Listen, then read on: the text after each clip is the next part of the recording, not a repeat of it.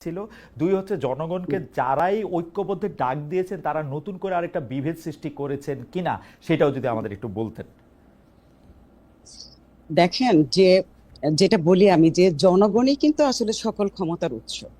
হ্যাঁ, তো জনগণ কিন্তু এই 15-16 জনগণ আসলে বছর অনেক কিছু জনগণ আসলে ক্ষমতার সহ্য মালিক করেছে। আপা, ক্ষমতার মালিকই হ্যাঁ, আমাদের ক্ষমতার সংবিধানে। মালিক, জি হ্যাঁ, আপা, উৎস না। একদম জি একদম।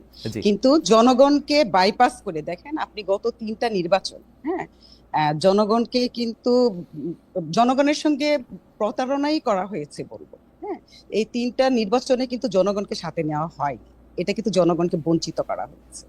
তারপরে দেখেন যে উম, আইন বহির্ভূত ভাবে তাদের মানুষ হত্যা করা, গুম করা, হ্যাঁ, এবং পরবর্তী সময় তো দেখেছেন যে আয়নাঘর তৈরি করা, তারপরে দেখেছেন যে দুর্নীতি, ঘুষ, হ্যাঁ, এইগুলি তো একেবারে চরম পর্যায়ে ছিল। এবং দেখেন যে ব্যাংকগুলিকে কিভাবে একদম ফাঁকা করে ফেলেছে, হ্যাঁ, যে এই যে টাকা পাচার, হ্যাঁ, এইগুলি আসলে দেখেন জনগণের ট্যাক্সের টাকা। হ্যাঁ, কিন্তু জনগণকে সেভাবে মূল্যায়ন করা হয়নি। জনগণ কিন্তু বারবার একটা আশ্রয় চায় যে যে তাদের কথাগুলো বুঝবে, শুনবে, হ্যাঁ, বা তাদের মৌলিক চাহিদা পূরণ করবে। কিন্তু জনগণ কিন্তু এরকম সরকার কিন্তু অনেক বছর ধরেই পাচ্ছে না। হ্যাঁ, সেই জায়গা থেকে আপনি দেখেন যে যদি এই আমাদের যে শিক্ষার্থীরা যেভাবে তারা নেতৃত্ব দিয়েছিল, হ্যাঁ, একটা হলো যে জনগণ যেভাবে যে মানে সরকার যেভাবে সন্তানদেরকে হত্যা করছে, হ্যাঁ, বা শিক্ষার্থীদের হত্যা করছে, জনগণকে হত্যা করছে, সেই জায়গা থেকেও কিন্তু জনগণ রাস্তায় এসেছে, কিন্তু তারা কিন্তু নেতৃত্বটা দিয়েছে। হ্যাঁ, তো সেই জায়গা থেকে আমার মনে হয়েছিল যে জনগণ তাদেরকে মেনে নিয়েছিল, জনগণ তাদের কথা মতো আম, যে যে গাইডলাইন দিয়েছিল সেই গাইডলাইন অনুযায়ী জনগণ চলার চেষ্টা করেছে।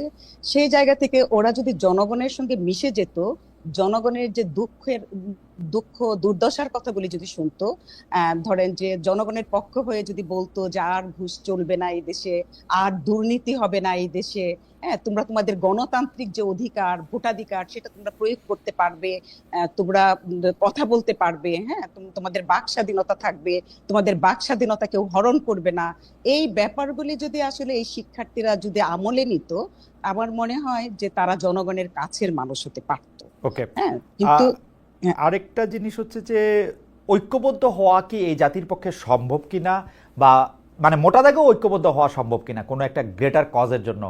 আমরা একটা ক্লাসরুম সিচুয়েশনে আপা, মানে আমারও পাবলিক বিশ্ববিদ্যালয়ে ক্লাসরুমের অভিজ্ঞতা থেকে আমি জানি যে ক্লাসরুম একটা দেশের প্রতিনিধিত্ব করে, কিন্তু আসলে বিশেষ করে পাবলিক বিশ্ববিদ্যালয়ের জি ক্লাসরুমগুলো জি আমরা কি আসলে মানে ঐক্যবদ্ধ একটা নেশন বলতে যেটা বুঝায় সেটা কি আমাদের জন্য একটা ইউটোপিয়ান ধারণা কিনা?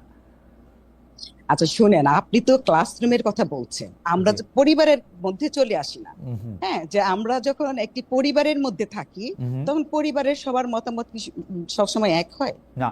সবাই কিন্তু এক হয় না। রাইট। হ্যাঁ, যে আমার এই জায়গায় হরপ্রসাদ শাস্ত্রীর যে তৈল প্রবন্ধটা আছে রাইট। সেটার কিছু কথা আমার মনে পড়ে যাচ্ছে। সেটা হলো যে উম, যে তুমি যতটুকু বলতে চাও, হ্যাঁ হ্যাঁ, হ্যাঁ। আম, তুমি ততটুকুই বলার চেষ্টা করো। সেইটা বলার জন্য তোমার যদি আরবি, ফার্সি, হিন্দি, হ্যাঁ, বা বন্য যে কোনো ভাষা থেকে যদি তোমার ভাষা নিতে হয়, তুমি সেখান থেকে ভাষা নাও, হুম। একমাত্র অশ্লীলতা ছাড়া। রাইট। হ্যাঁ, না আপা, তো আপা সেই আমি আমি আচ্ছা, আমি যেটা বলতেছিলাম যে পরিবারের মধ্যে আসলে হয়তো আমাদের মতামত এক হয় না, কিন্তু এক না হয় হয়ে না, একতাবদ্ধ হইতে তো কোনো দোষ নাই। কারণ এক দোষ একজনের নেই। এক একটা কাজ আছে, কেউ একটা ছোট স্ক্রু, কেউ একটা বড় তার কাটা, কিন্তু সবাই মিলে একটা নতুন যন্ত্র তৈরি করতে তো কোনো অসুবিধা নাই, সবার তো এক হইতে হবে তা না। মানে না না না, কিন্তু এটা আমি সেই এটা জন্য ক্লাসরুম সিচুয়েশনটার কথা বলছিলাম যে ক্লাসরুমে বিভিন্ন জেলা থেকে বিভিন্ন জায়গা থেকে লোকজন আসতেছেন, কিন্তু যেটা হচ্ছে কোনো একটা কমন গ্রাউন্ডে সেটা ন্যায় বিচার হোক, সবাই সবাইকে দেখে রাখার কাহিনীতে হোক, এক হওয়ার যে সেইটা আপনি দেখতে পান কিনা। মানে আমাদের রাজনীতিবিদরা আমাদের বলেন যে আমরা একতাবদ্ধ হইতে হবে, কিন্তু যতবার একতাবদ্ধের কথা বলেন তত বেশি আমরা বিভেদের জায়গা দেখি। এনসিপির মতো করে বিভেদ সৃষ্টি করে, বিএনপি অনেক আগে থেকে বিভেদ সৃষ্টি করছে, অন্যান্য রাজনৈতিক দলগুলি তো করেই। আচ্ছা, ওইখানে আমি আরেকটু কথা বলতে চেয়েছিলাম, সেটা জি হলো যে হরপ্রসাদ শাস্ত্রীর ক্ষেত্রে জি। উনি বলেছেন যে যে ভাষাটা দিয়ে বেশিরভাগ মানুষ বুঝবে সেই ভাষা দিয়ে তুমি লেখো। হুম হুম। হ্যাঁ, ওকে। আমার ক্ষেত্রে মনে হয় যে এই ঐক্যমত্যের ব্যাপারটাও যে সবাই একমত হবে তা না। দেখেন যে এই ফেসিস্টের পরবর্তী সময়ে একটা পজিটিভ দিক হলো যে বিভিন্ন ধারার রাজনীতির যে ব্যক্তিত্বরা আছেন তারা কিন্তু একসঙ্গে বসছেন। হ্যাঁ, হুম হুম। তারা একসঙ্গে বসে তারা তাদের মতামতটা অন্তত দিতে পারছেন। হ্যাঁ, ওকে। এটা একটা কিন্তু পজিটিভ পজিটিভ দিক, তারা তাদের নিজেদের কথাটা বলতে পারছেন। কিন্তু আমার মনে হয় যে 100% ঐক্যমত্য হবে না। ওকে। হ্যাঁ, কিন্তু আমার মনে হয় জনগণের স্বার্থে যে যেটা জনগণের জন্য ভালো হবে, আমার দেশের জন্য ভালো হবে, সেই জায়গাটাতে মনে হয় যে কোনো না কোনো রাজনৈতিক দলকে কিছুটা ছাড় দিতে হবে। সেই কিছুটা ছাড় দিয়ে হলেও আমার মনে হয় বেশিরভাগ মানুষের ক্ষেত্রে বা দেশের জন্য যেটা ভালো হবে সেই জায়গাটাতে আসলে সব রাজনৈতিক দলকে একটা প্ল্যাটফর্মে দাঁড়ানো অধ্যাপক উচিত। শাইমা সুলতানা, আপনাকে অনেক ধন্যবাদ আপনার মূল্যবান মতামতের জন্য। আপনি আমাদের সময় দিয়েছেন। আমাদের সঙ্গে জুনায়েদ সাকিও ছিলেন। অনেকগুলি বিষয় নিয়ে আপনারা আলোচনা করেছেন। 5 আগস্ট আজকে 1 বছর পূর্ণ হলো সেই